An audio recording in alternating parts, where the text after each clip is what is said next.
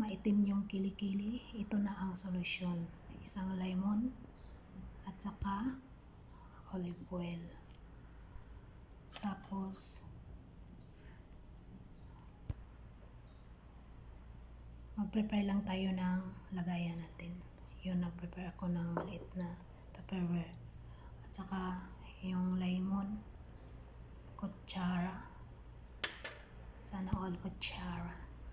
2 spoon ng olive oil. Ayan. Tapos 1 spoon ng lemon. So, kailangan natin ng cotton. Ipahid natin yan. I-mix muna natin. Yan, minimix ko na. Tapos, ako kasi every night lang ako maglagay niyan bago ako matulog.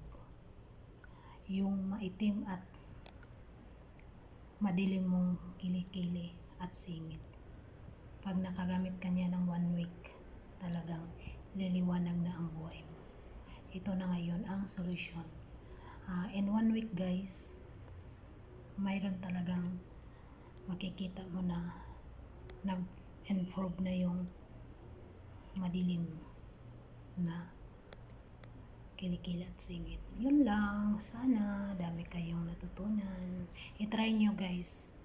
Pag legit siya, i-mention nyo yung name ko. Ayan, God bless.